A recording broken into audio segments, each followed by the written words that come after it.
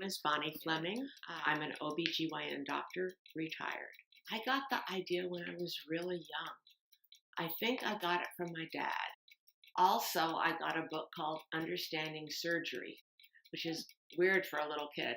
And I'd love to read it repeatedly. And I'd look up different operations. I didn't know it was not done for girls. I went to junior high and high school. I think I must have got the idea that girls didn't take science and girls didn't go to medical school. So I took just whatever you're supposed to take. I didn't think about medical school at all.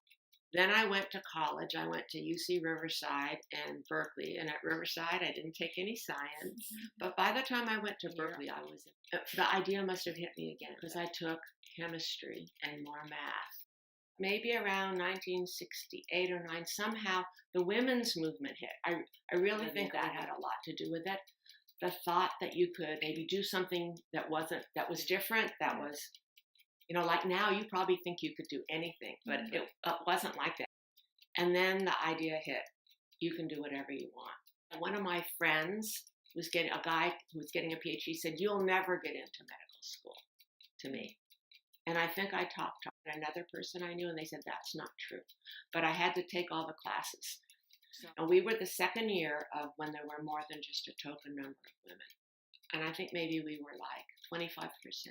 I think in my essay I wrote to apply for medical school, I said I wanted to be a OBGYN, take care of women, especially women who were denied good care. Obstetrics is OB, and that's taking care of pregnant women. And gynecology is just things to do with the female reproductive tract. And I always like OB much more than GYN. Interviews, I think it was at Stanford, one of the guys said, "Why should we admit you, not a guy? You'll just get married and have kids. He'll work longer." I said, "Well, that's interesting, but I don't think that applies to me."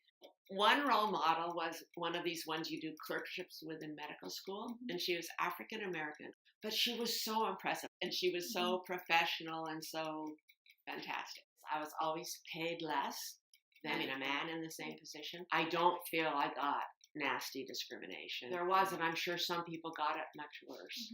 I remember one of my best friends, she was interviewed by this woman surgeon. She got on the waiting list at UCSF. So there's an example. A fantastic, brilliant woman got into no medical schools except on the waiting list at UCSF. There were probably 30, 40 men in my medical school class, much less talented and qualified than her. Think of all the women who, because of the society, never got a chance.